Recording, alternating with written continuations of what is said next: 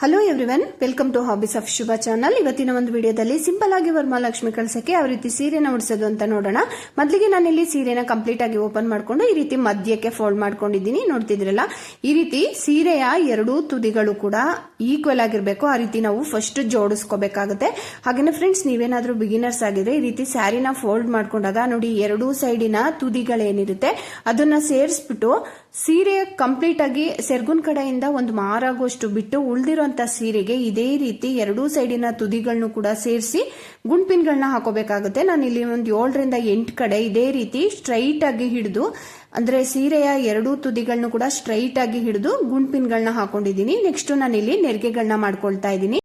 ನೆರಿಗೆಗಳನ್ನ ಒಂದೇ ಸಲ ಎಲ್ಲಾ ನೆರಿಗೆಗಳನ್ನು ಕೂಡ ಹಿಡಿಲಿಕ್ಕೆ ಕಷ್ಟ ಆಗುತ್ತೆ. ಒಂದು 8 ರಿಂದ 10 ನೆರಿಗೆಗಳಾದ ತಕ್ಷಣ ನೋಡಿ, ನಾನಿಲ್ಲಿ ತೋರಿಸ್ತಿದ್ದೀನಲ್ಲ, ಇದೇ ರೀತಿ ನೆರಿಗೆಗಳನ್ನ ಜೋಡಿಸ್ಕೊಂಡು ಎರಡೂ ಸೈಡ್ ಅಲ್ಲೂ ಕೂಡ ಕ್ಲಿಪ್ಗಳನ್ನ ಹಾಕೊಂಡು ಉಳಿದಿರುವಂತ ನೆರಿಗೆನ ಇದೇ ರೀತಿ ನೀವು ಕಂಟಿನ್ಯೂ ಮಾಡಬೇಕಾಗುತ್ತೆ. ನೋಡಿ, ಇವಾಗ ನಾನು ಎಷ್ಟು ಒಂದು 8 ರಿಂದ 10 ನೆರಿಗೆಗಳಾಗಿದೆ. ಇವಾಗ ಇಲ್ಲಿ ಎರಡೂ ಸೈಡ್ ಅಲ್ಲೂ ಕೂಡ ನಾನು ಇಲ್ಲಿ ಕ್ಲಿಪ್ ನ ಹಾಕೊಂಡು ಮತ್ತೆ ನೆರಿಗೆಗಳನ್ನ ಕಂಟಿನ್ಯೂ ಮಾಡ್ತಾ ಇದ್ದೀನಿ. ನೋಡಿ, ಬಿಗಿನರ್ಸ್ ಆಗಿದ್ರೆ ಸೀರೆನ ನೀಟಾಗಿ ಫೋಲ್ಡ್ ಮಾಡ್ಕೊಳ್ಳಿ ಫ್ರೆಂಡ್ಸ್. ಇಲ್ಲ ಅಂದ್ರೆ ವೇರಿಯೇಷನ್ ಬರ್ತಾ ಇರುತ್ತೆ, ಪ್ಲೀಟ್ಸ್ ನ ಮಾಡ್ಲಿಕ್ಕೆ ಕಷ್ಟ ಆಗುತ್ತೆ. ಅದಕ್ಕೋಸ್ಕರ ಒಂದು 8 ರಿಂದ 10 ಕಡೆನೆ ನೀವು ಗುಂಡ್ಪಿನ್ಗಳನ್ನ ಹಾಕೊಳ್ಳಿ.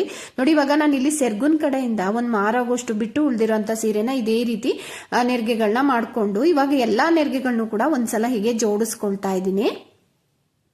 ನೋಡಿ, ಈ ರೀತಿ ಕರೆಕ್ಟ್ ಆಗಿ ಈಕ್ವಲ್ ಆಗಿರ್ಬೇಕು. ಎರಡೂ ಸೈಡ್ ಅಲ್ಲೂ ಕೂಡ ಆ ರೀತಿ ಜೋಡಿಸ್ಕೋಬೇಕಾಗುತ್ತೆ. ಮೊದಲಿಗೆ ನೋಡಿ, ಈ ರೀತಿ ಜೋಡಿಸ್ಕೊಂಡಿದ್ದೀನಿ. ಕ್ಲಿಪ್ಪನ್ನು ಹಾಕಿದ್ನಲ್ಲ, ಆ ಕ್ಲಿಪ್ಪನ್ನು ಕೂಡ ರಿಮೂವ್ ಮಾಡಿಬಿಟ್ಟು ಎರಡೂ ಸೈಡ್ ಅಲ್ಲೂ ಕೂಡ ನೆರಿಗೆಗಳು ಒಂದೇ ಒಂದು ಕೂಡ ವೇರಿಯೇಷನ್ ಇರಬಾರ್ದು. ಆ ರೀತಿ ನೀಟಾಗಿ ಜೋಡಿಸ್ಕೋಬೇಕು. ಅವಾಗ ಅಲಂಕಾರ ತುಂಬಾನೇ ಚೆನ್ನಾಗಿ ಬರುತ್ತೆ. ನೋಡಿ, ಇವಾಗ ಜೋಡಿಸಿದ್ದಾಗಿದೆ.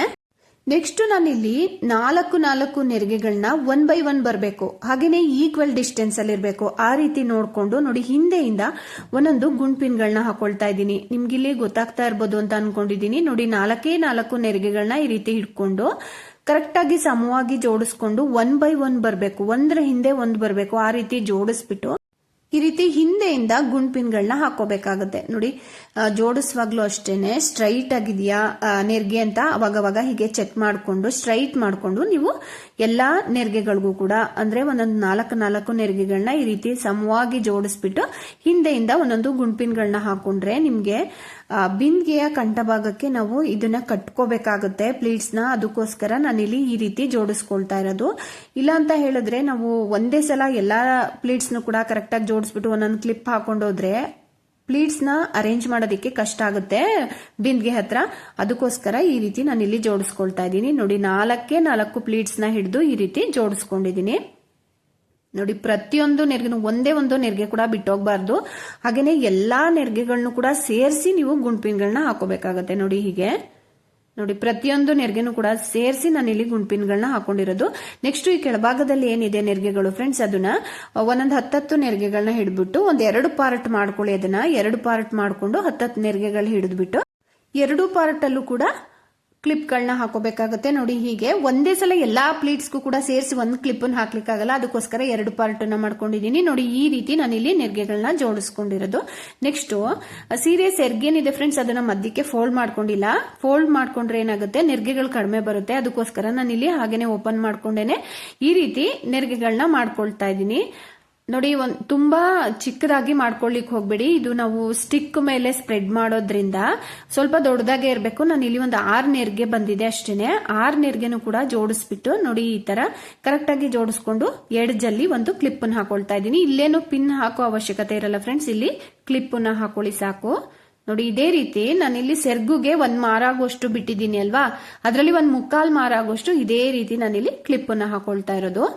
ಸೆರ್ಗ್ನಲ್ಲಿ ಇದೇ ರೀತಿ ಒಂದು 3 ಕಡೆ ಹೀಗೆ ಪ್ಲೀಟ್ಸ್ ನ ಅರೇಂಜ್ ಮಾಡ್ಕೊಂಡು ನಾನಿಲ್ಲಿ ಕ್ಲಿಪ್ ನ ಹಾಕೊಂಡಿದ್ದೀನಿ.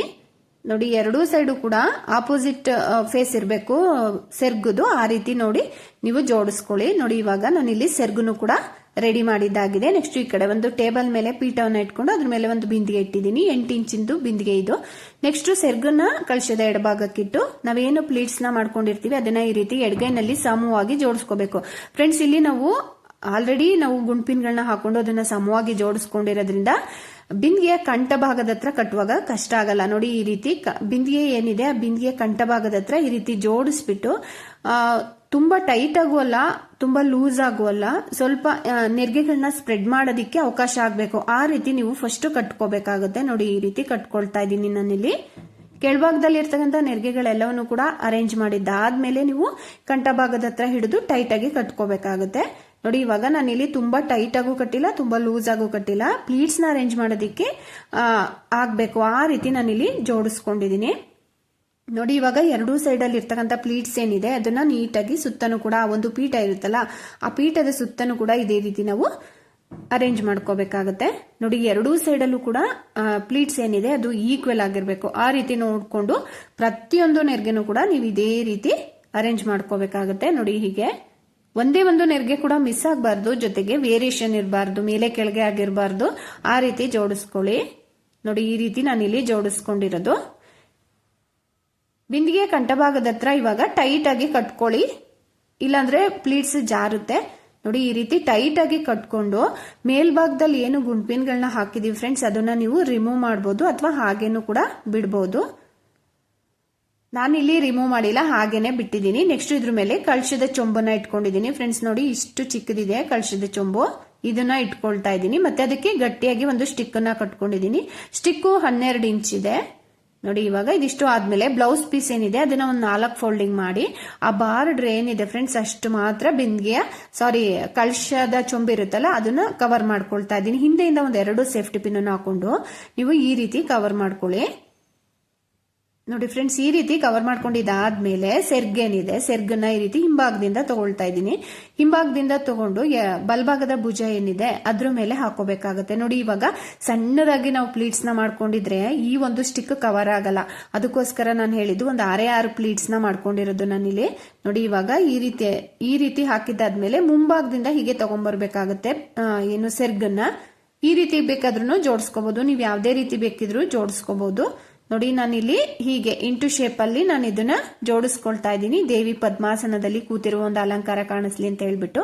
ಹಾಗೇನೆ ಇವಾಗ ಮಧ್ಯಭಾಗ ಎಲ್ಲಿ ಅಂತ ಹೇಳಿದ್ರೆ ಬಿಂದಿಗೆ ಕಂಠಭಾಗ ಇದೆ ನೋಡಿ ಫ್ರೆಂಡ್ಸ್, ಅಲ್ಲಿಗೆ ನೀವು ಏನೋ ದಾರವನ್ನ ಟೈಟ್ ಆಗಿ ಕಟ್ಕೋಬೇಕಾಗತ್ತೆ. ಹಾಗೇನೆ ಹಿಂಭಾಗದಲ್ಲಿ ಇರ್ತಕ್ಕಂಥ ಸೆರ್ಗೆ ಏನಿರುತ್ತೆ ಅದು ಎತ್ಕೊಂಡಂಗ್ ಅನಿಸ್ತಾ ಇರುತ್ತೆ. ಕಳಶದ ಚೊಂಬು ಚಿಕ್ಕದಿರೋದ್ರಿಂದ ಹಿಂದೆಯಿಂದ ಒಂದೊಂದು ಸೇಫ್ಟಿ ಪಿನ್ ಹಾಕೊಳ್ಳಿ. ಹಾಗೇನೆ ಎರಡೂ ಸೈಡ್ ಅಲ್ಲಿ ಏನಿದೆ ಫ್ರೆಂಡ್ಸ್ ಅದು ಈಕ್ವಲ್ ಆಗಿರ್ಬೇಕು ಸೆರ್ಗು. ಆ ರೀತಿ ನೋಡ್ಕೊಂಡು ಈ ಎಡಭಾಗದಲ್ಲಿ ಏನಿದೆ ಸೆರ್ಗು ಅಲ್ಲಿ ಸ್ವಲ್ಪ ಫೋಲ್ಡ್ ಮಾಡ್ಬಿಟ್ಟು ಒಂದು ಪಿನ್ ಹಾಕೊಂಡಿದ್ದೀನಿ. ನೋಡಿ, ಇವಾಗ ಎರಡೂ ಸೈಡ್ ಅಲ್ಲೂ ಕೂಡ ಈಕ್ವಲ್ ಆಗಿ ಕಾಣಿಸ್ತಾ ಇದೆ. ಇವಾಗ ಮಧ್ಯಭಾಗ ಏನಿದೆ ನಾವು ದಾರವನ್ನ ಕಟ್ಕೊಂಡಿದ್ವಲ್ಲ ಅಲ್ಲಿಗೆ ನಾನು ಇವಾಗ ಡಾಬುನ ಸೇರಿಸ್ಕೊಳ್ತಾ ಇದ್ದೀನಿ.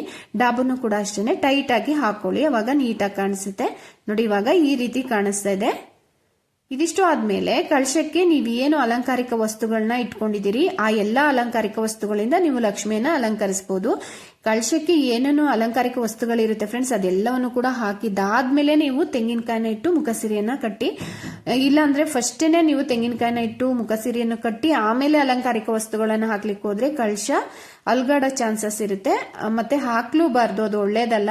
ಅದಕ್ಕೋಸ್ಕರ ಫಸ್ಟ್ ಎಲ್ಲಾ ಅಲಂಕಾರಿಕ ವಸ್ತುಗಳಿಂದ ಈ ರೀತಿ ನೀಟಾಗಿ ಅರೇಂಜ್ ಮಾಡಿಕೊಂಡು ಆಮೇಲೆ ನೀವು ಕಳಶಕ್ಕೆ 5 ಮಾವಿನ ಎಲೆ ಜೊತೆಗೆ ವಿಳ್ಳೆದೆಲೆಗಳನ್ನು ಕೂಡ ಇಡಬೇಕಾಗುತ್ತೆ. 3 ಅಥವಾ 5 ವಿಳ್ಳೆದೆಲೆಗಳನ್ನ ಇಟ್ಟು ತೆಂಗಿನಕಾಯಿನ ಇಟ್ಟು ಈ ರೀತಿ ಮುಖಸಿರಿಯನ್ನು ಕೂಡ ಕಟ್ಟಬೇಕಾಗುತ್ತೆ.